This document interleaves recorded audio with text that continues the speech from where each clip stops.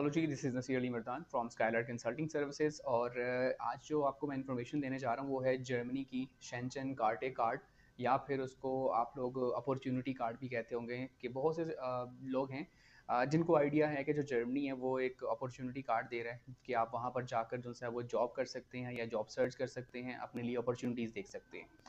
कुछ रिक्वायरमेंट्स हैं, हर एक चीज़ जो होती है उसके लिए कुछ ना कुछ रिक्वायरमेंट्स होती हैं जो आपने पूरी करेंगे तो तभी वो आपको मिलती है। सबसे पहले जो अपॉर्चुनिटी कार्ड है वो आपको मिलता जो है वो कितनी ड्यूरेशन के लिए है। उसकी ड्यूरेशन जो है वो 1 ईयर होती है और आप उसको एक्सटेंड करवा सकते हैं 2 ईयर्स, उससे ज़्यादा भी। लाइक फर्दर 2 ईयर्स आप एक्सटेंड करवा सकते हैं उसको। इसके लिए आपको जो रिक्वायरमेंट्स हैं वो आपको या तो जर्मन लैंग्वेज आती हो जिसका लेवल जो सा है वो B1 हो, या फिर आपको इंग्लिश जो सा है वो आपको उसका B2 लेवल या फिर C1 लेवल आता हो। ठीक, उसके बाद आपकी जो क्वालिफिकेशन है वो बैचलर्स डिग्री हो रिकग्नाइज यूनिवर्सिटी से। उसके बाद जो सा है आपकी एज वो 40 ईयर्स तक हो, 40 से बिलो हो तो ज़्यादा अच्छा है, 35 से बिलो है तो और ज़्यादा अच्छा है।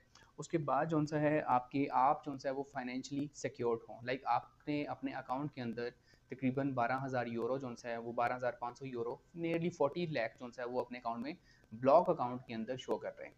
ऐसा नहीं कि जो आपका यहाँ पाकिस्तान के अंदर अकाउंट है उसके अंदर आपने 40 लाख रखना है और स्टेटमेंट शो कर दी जिस तरह के दूसरे कंट्रीज़ में होता है, बट ये स्टेटमेंट नहीं है, ब्लॉक अकाउंट की अमाउंट है। और आपने ये जर्मनी के ही बैंक के अंदर जो कि ब्लॉक अकाउंट के नाम से ओपन होता है वहाँ पर रखना है। ठीक है, ये होगी बेसिक रिक्वायरमेंट्स के आपकी। ये 4 फैक्टर्स हैं कि आपकी जो लैंग्वेज प्रोफिशिएंसी है वो होनी चाहिए, आपके पास क्वालिफिकेशन होनी चाहिए, आपके पास फंड्स होने चाहिए, और देन आपके पास जो है वो वर्क एक्सपीरियंस होना चाहिए। इससे इसके बाद जो सा वो आता है पॉइंट बेस्ड सिस्टम कि आपने इस प्रोसेस के लिए, इस शेंचन कार्टे कार्ड के लिए एलिजिबल होने के लिए आपने 6 पॉइंट सिक्योर करने हैं। लेट सपोज अगर आप जो 1 पॉइंट है ना, अगर आपका जो इंग्लिश लेवल C1 है तो आपको 1 पॉइंट मिलेगा। अगर आपका जो आपकी एज जो है वो बिलो 40 है तो आपको 1 पॉइंट मिलेगा, बट अगर आपकी एज 35 से बिलो है तो आपको 2 पॉइंट्स मिलेंगे।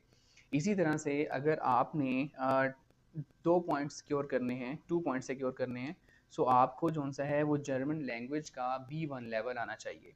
और अगर आप जो सा है वो 3 पॉइंट सिक्योर करना चाह रहे हैं तो आपका जो वर्क एक्सपीरियंस है वो तकरीबन तकरीबन 5 ईयर्स का होना चाहिए इन रीसेंट 7 ईयर्स। और अगर आप 1 पॉइंट सिक्योर करना चाह रहे हैं तो आपका जो वर्क एक्सपीरियंस है मिनिमम 2 साल 3 साल होना चाहिए, प्रीवियस जो से 5 ईयर्स हैं उसके अंदर से। इसी के साथ अगर आपका जर्मन लैंग्वेज जो है वो B2 आता है, ठीक है, तो आपको 3 पॉइंट्स मिलेंगे। सो इस तरह से आप अपने जो पॉइंट्स कैलकुलेट करके अपने आप को चेक कर सकते हैं कि आप क्या इस चीज़ के लिए, इस प्रोसेस के लिए एलिजिबल हैं या नहीं। बट मेरी राय के अंदर एक जर्मन अपॉर्चुनिटी कार्ड जो सा ये मुझे बड़ी ही अजीब चीज़ लगती है, क्योंकि ये ऐसा नहीं है कि आपने इसको देखा कि भाई आपके पास ये चीज़ है, ये चीज़ है, ये चीज़ आप कर सकते हैं, आप एलिजिबल हो गए, अप्लाई कर दें और ईज़िली आपको मिल जाएगा। ऐसा नहीं है।